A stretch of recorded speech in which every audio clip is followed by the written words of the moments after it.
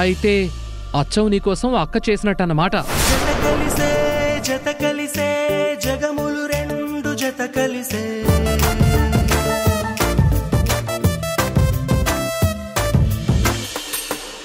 ఏంటి మనోహర్ ఇది? పిల్లాడికి ఏదైతే చెప్తున్నావు, అనవసరంగా పిల్లాడి మనసు పాడు చేస్తున్నావు. అన్నీ పనికిరాని మాటలే చెప్తున్నావు. రాధా, ఇవన్నీ నిజాలే కదా, ఇందులో పనికిరాని విషయాలే ఉన్నాయి. అయినా ఈ విషయాలన్నీ నీకు తెలీదా?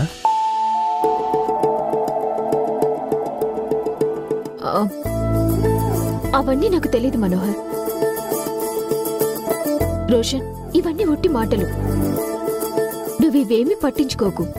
అప్పుడప్పుడు ఈయన బుర్ర పాడవుతుంది, ఇలాంటివన్నీ చెప్తూ ఉంటారు. హే లేదు రోషన్, ఇప్పుడు నేను చెప్పినవన్నీ నిజాలే. ఇందులో ఏది అబద్ధం లేదు. కావాలంటే నేను చెప్పినవన్నీ ట్రాషా లేదా అని మీ అక్కను అడుగు. ఒకసారి తనని చెక్ చేసుకోమని చెప్పు.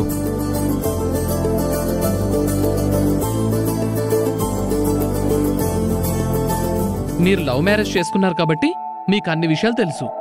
సూపర్. నేను పర్ఫెక్ట్ లవర్ బాగా నటించడానికి బావ దగ్గర చాలా టిప్స్ తీసుకోవాలి. సరే అక్క, గుడ్ నైట్. గుడ్ నైట్ బావ, బాయ్. నీ చిత్రం చూసి నా చిత్తం చెదిరినే చిత్తరువైతిరయ్యో.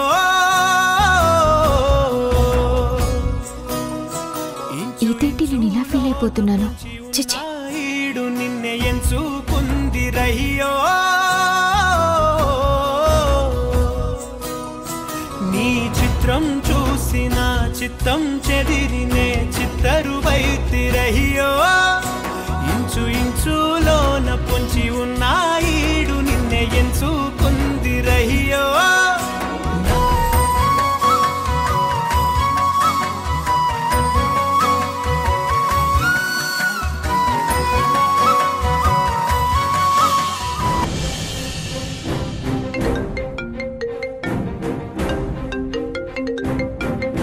హలో హలో మేడం, నేను అవార్డ్ కమిటీ మెంబర్ని మాట్లాడుతున్నాను.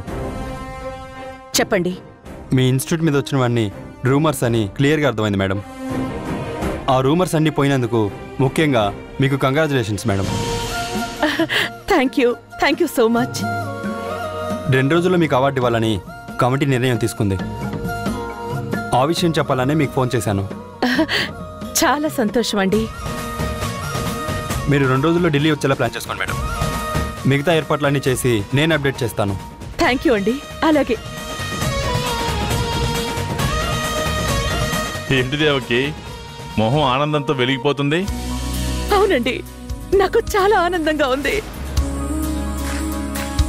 2 రోజుల్లో ఢిల్లీకి వచ్చి అవార్డు తీసుకోమని ఫోన్ చేసి చెప్పారు. నేను ఎన్ని రోజులు కన్న కల నిజం కాబోతుందండి. అంతేకాదు దేవకి, మన మీద పడిన నిందని ఈ అవార్డు పూర్తిగా మర్చిపోయేలా చేస్తుంది. అవునండి, మొన్న ఇష్యూ జరిగినప్పుడు అవార్డు కమిటీ వాళ్ళు వచ్చి అవార్డు ఇవ్వడం కుదరదు అన్నప్పుడు మనసంతా ఏదోలా అయ్యింది. చెయ్యని తప్పుకి ఇంటి ముందుకొచ్చిన అవార్డు వెనక్కి వెళ్ళిపోతుంది అని.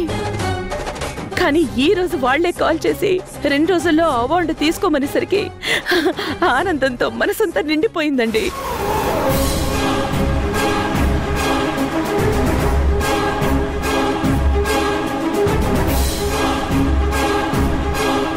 అంటే ఇంకో 2 రోజుల్లో ఢిల్లీలో అవార్డు ఫంక్షన్ జరుగుతుందన్నమాట. సో ఒక్కసారి అవార్డు తీసుకున్న తర్వాత దేవకి పేరు, గాయత్రి ఇన్స్టిట్యూషన్ పేరు మారుమోగిపోతాయి. అదే అవార్డు నా చేతుల ద్వారా తీసుకుంటే ప్రపంచం మొత్తానికి నేనే గాయత్రి అని చెప్పకుండానే తెలిసిపోతుంది. అప్పుడు సెపరేట్గా నేనే ఇంటికి వారసురాల్ని అని పనిగట్టుకుని చెప్పాల్సిన పనే లేదు. కానీ అలా జరగాలంటే ఎలా? ఏం చేస్తే అవార్డు నేను తీసుకోగలుగుతాను?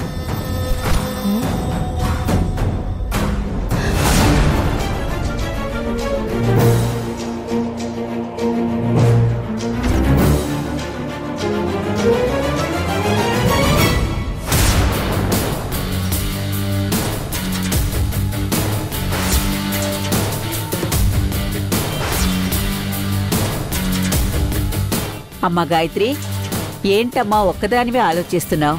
ఏమైంది? పర్వాలేదు, ఏంటో చెప్పమ్మా. ఏం లేదు నానమ్మ.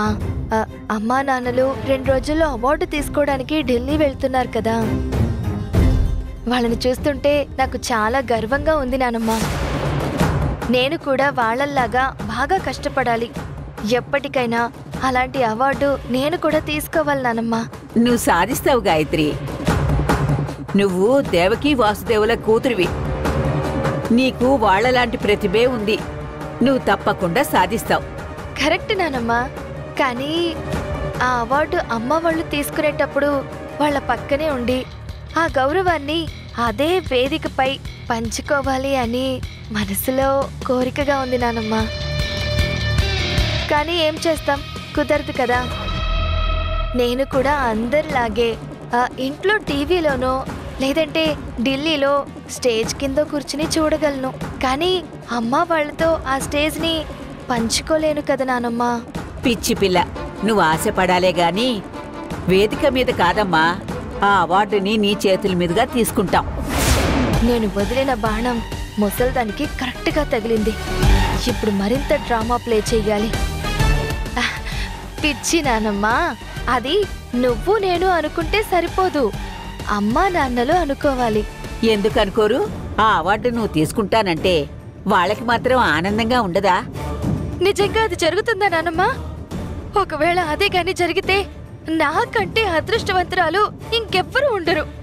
ఎందుకంటే నేను ఈ ఇంట్లో వారసురాలిగా అడుగుపెట్టిన దగ్గర నుండి ఏదో ఒక సమస్య వస్తూనే ఉంది. నేను మనస్ఫూర్తిగా ఉండలేకపోతున్నాను. నీ మనవరాలిగా నువ్వు నన్ను ప్రాణంగా చూసుకునే ఆనందం తప్ప ఇప్పటి వరకు అనుకున్నది ఏదీ జరగలేదు. పైగా ఆ రాధతో ఏదో ఒక డిస్టర్బెన్స్ వలన ప్రతిసారి తెలియని అసంతృప్తి. నిజంగా నీ నోటి నుండి వచ్చినట్టే మీ అందరి సమక్షంలో ఆ అవార్డు కనుక నా చేతుల మీద తీసుకుంటే అంతకంటే ఆనందం నా జీవితంలో ఇంకేముంటుంది నానమ్మ. కానీ అదెలా సాధ్యమవుతుందో నాకు అర్థం కావడం లేదు. మళ్ళీ ఈ విషయంలో ఆశపడి అది జరగలేదని బాధపడతానేమో అని బాధగా ఉంది. నా బంగారు తల్లి, నువ్వు కోరుకోవాలే గాని అదెంత పని చెప్పు. నేనిప్పుడే వెళ్ళి మీ అమ్మా నాన్నలతో మాట్లాడొస్తానుగా, సరేనా? నానమ్మ, ఇది నేను అడిగినట్టుగా అడిగితే అమ్మ వాళ్ళు ఏమనుకుంటారు? వద్దులే నానమ్మ. అదంతా నేను చూసుకుంటానుగా, నువ్వేం కంగారు పడకు. నువ్వురా.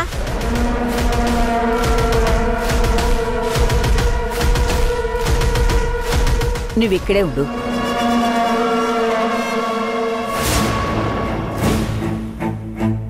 ఏంటత్తయ్య గారు, ఏమైనా కావాలా? అవును దేవకి, ఒకటి కావాలి. అది అడుగుదామనే వచ్చాను. చెప్పండి అత్తయ్య. మన గాయత్రి పేరు మీద విద్యాలయాలకు అవార్డు వచ్చింది. అది కూడా నా మనవరాలు మన ఇంటికి వచ్చిన తర్వాతే కదా. అవునా కదా? అవునత్తయ్య, మీరన్నది నిజమే. అందుకే నా మనసులో ఒక కోరికుంది. అమ్మా, నువ్వు కోరుకుంది ఏ రోజైనా నేను గాని దేవకు గాని కాదన్నావో చెప్పు.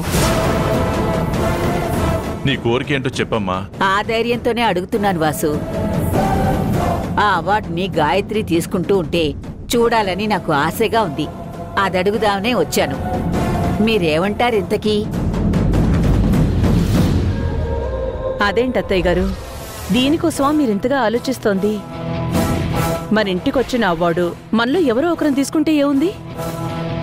పైగా మన అవార్డు గాయత్రి తీసుకుంటుందంటే మాకు ఆనందమే కదా. నేను వెంటనే కమిటీ వాళ్ళకి ఇంటిమేట్ చేస్తాను.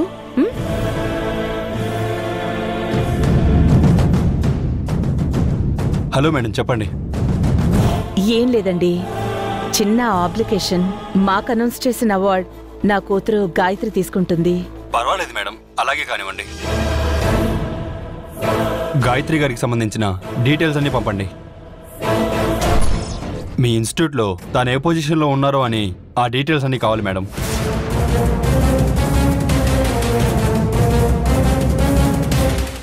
అంటే ఇంకా తనకి ఎలాంటి బాధ్యతలు అప్పగించలేదు. ప్రెజెంట్ తనకి ఇన్స్టిట్యూట్కి ఎలాంటి సంబంధం లేదు.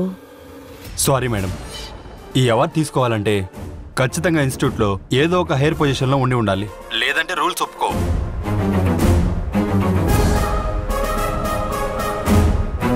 సరేనండి, నేను మళ్ళీ కాల్ చేస్తాను. ఏమైంది దేవకి? ఏమన్నారు?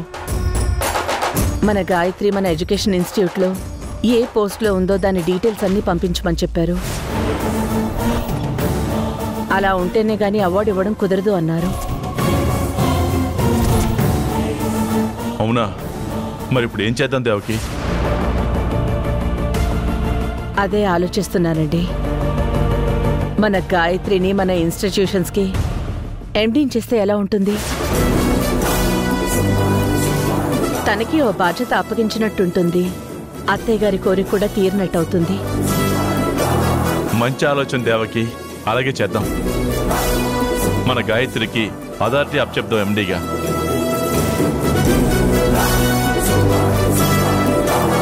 గాయత్రి రామ్మా.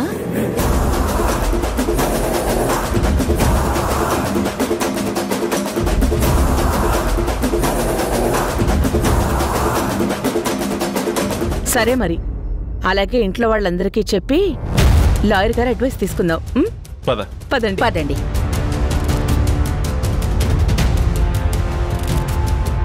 రాధా, మనోహర్, మాధవి, శేషు. ఏంటి మేడం పిలిచారు? మీ అందరికీ ఒక గుడ్ న్యూస్. ఏంటి మేడం అది? మనకి 2 రోజుల్లో అవార్డు ఇస్తామని, ఢిల్లీకి రావడానికి ఏర్పాట్లు చేసుకోమని అవార్డు కమిటీ నుంచి ఫోన్ చేశారు.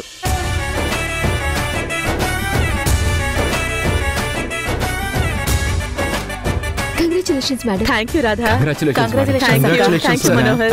కంగ్రాచులేషన్స్. Thank you. మీరు చెప్పారా? చెప్పేశాను.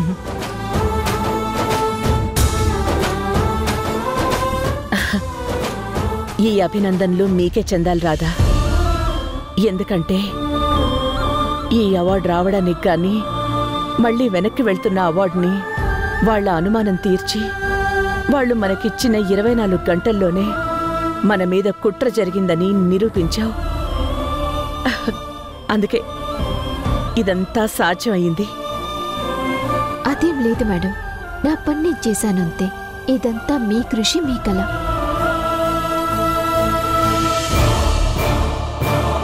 మీ అందరికీ ఓ ఇంపార్టెంట్ విషయం చెప్పాలి. ఏంటి మేడం అది? మనకొచ్చిన అవార్డుని నేను తీసుకోవడం లేదు. మరెవరు మేడం? సార్ తీసుకుంటారా? కాదు,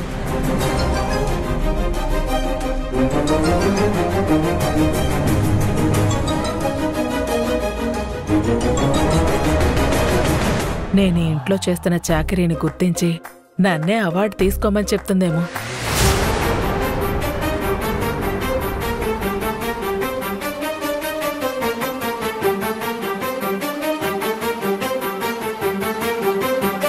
ఈసారి ఈ అవార్డుని నా కూతురు గాయత్రి తీసుకుంటుంది.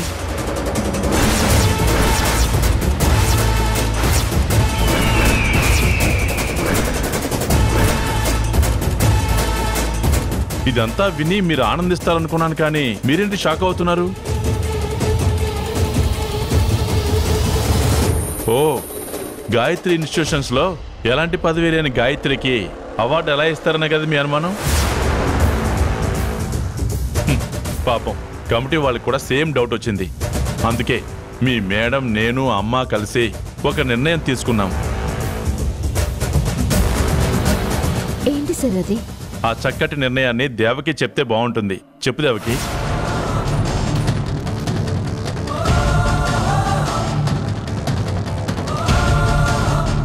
గాయత్రిని మన గాయత్రి ఇన్స్టిట్యూషన్స్కి ఎండీగా నియమించబోతున్నాం.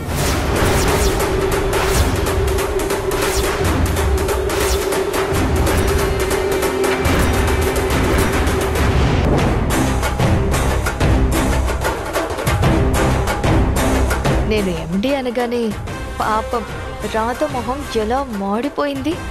మరి మనతో పెట్టుకుంటే అంతే. ఆ రోజు జరగబోయే అవార్డ్ ఫంక్షన్లో మన తరపున ఎండి హోదాలో గాయత్రి ఆ అవార్డు తీసుకుంటుంది.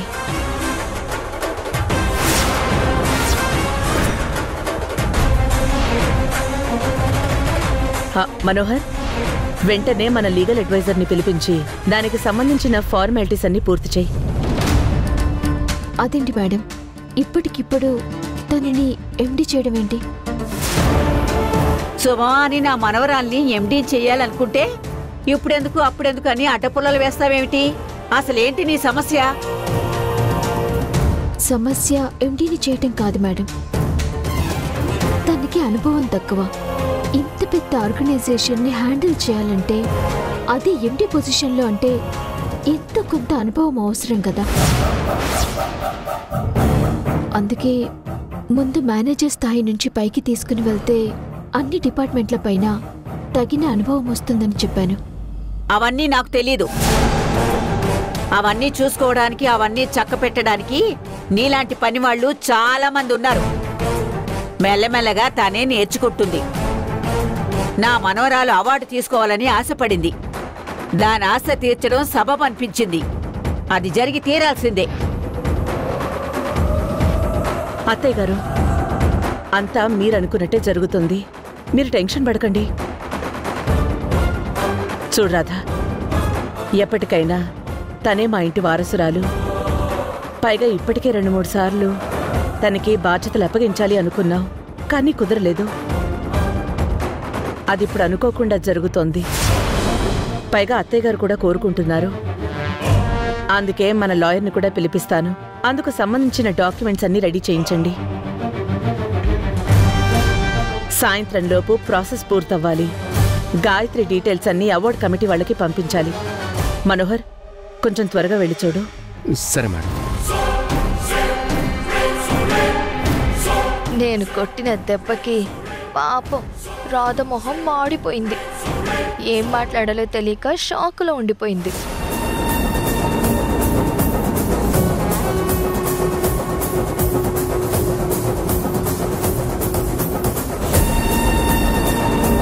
సడన్ గా ఎండి అంటూ హడావిడి చేస్తున్నారు. అసలు ఈ ఇంట్లో మమ్మల్ని కనీసం మనుషులుగా కూడా గౌరవించటం లేదు.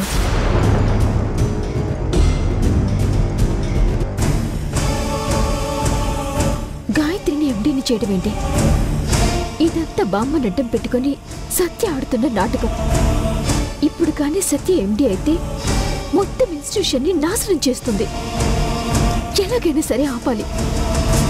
ఈ మనోహరేమో నేను చూసుకుంటాను మేడం అంటూ గదిలోకి వెళ్ళాడు. ఇప్పుడు ఏం చేయాలో అర్థం కావడం లేదు.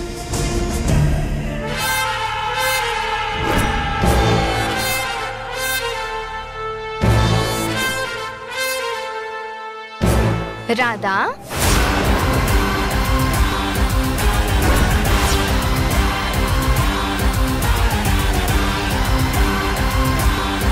ఏంటి రాధా, ఇప్పుడు నేను వేసిన ఎత్తుని ఎలా ఎదుర్కోవాలో తెలియక అల్లాడిపోతున్నట్టున్నావు. ఇలాంటిది ఒకటి జరుగుతుందని నువ్వు అనుకోలేదు కదా. అంతా నువ్వు అనుకున్నట్టు ప్రతిసారి నీకు కావలసినట్టు చెప్తే ఎలా చెప్పు? అప్పుడప్పుడు ఇలాంటి ట్విస్ట్ ఇస్తేనే నాకు కూడా మజా వస్తుంది. ఏం చేయాలో తెలియక బుర్రా గిర్రున తిరుగుతుంది కదా.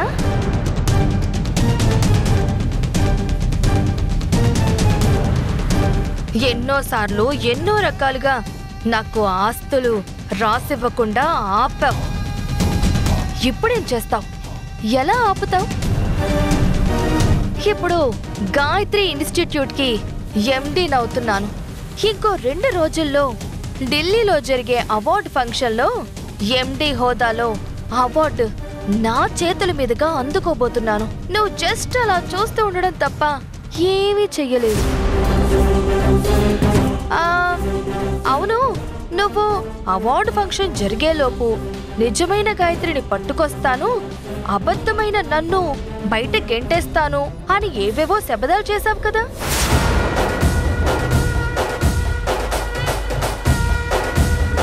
ఇప్పుడేం చేస్తావు? నేను ఒక్కసారి ఎండి చైర్లో కూర్చున్న వెంటనే ఇన్స్టిట్యూట్ని నా గ్రిప్లో పెట్టుకుంటాను. ఆ తర్వాత మెల్లమెల్లగా గాయత్రి గ్రూప్ ఆఫ్ కంపెనీస్ని అన్నింటినీ ఏలుతాను. అప్పుడు నువ్వేం చేయగలవు? నువ్వనుకుంటున్నట్టు ఏది జరగదు సత్య. ఇంతకు ముందే నీకు చాలాసార్లు చెప్పాను, అయినా నువ్వు నా మాట వినట్లేదు. ఎప్పటికప్పుడు ఏదో ఒక ప్లాన్ వేస్తూనే ఉన్నావు. నా చేతుల్లో చావు దెబ్బ తింటూనే ఉన్నావు. అయినా నీకు బుద్ధి రావడం లేదు. అందుకే నాకు చాలా బాధగా ఉంది. నేను చెప్పినట్టుగానే అవార్డ్ ఫంక్షన్ లోపు నిజమైన గాయత్రిని పట్టుకొని దేవకి మేడం వాళ్ళ ముందు నిలబెడతాను.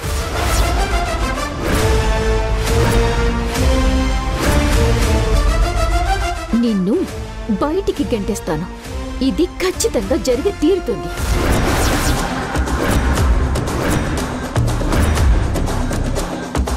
అసలేంటి నీ ధైర్యం? ఇంకా 2 రోజుల్లో అవార్డు ఫంక్షన్, కానీ నువ్వు వెతుకుతున్న గాయత్రి గురించి ఏమాత్రం ఇన్ఫర్మేషన్ లేదు. ఎలా పట్టుకుంటావు? ఎలా తీసుకొస్తావు? అదంతా నేను చూసుకుంటాను, కానీ నువ్వెక్కువగా ఆలోచించుకో.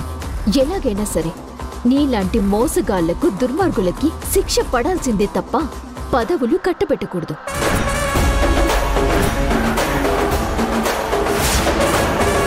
మొన్న మనం సేట్తో వెళ్ళి నగకు సంబంధించి అడ్రస్ తెలుసుకున్నాం కదా. వెంటనే అక్కడికి వెళ్ళి ఆ అడ్రస్లో ఎంక్వైరీ చేస్తే గాయత్రికి సంబంధించిన ఏదైనా ఆధారం దొరికే అవకాశం ఉంది.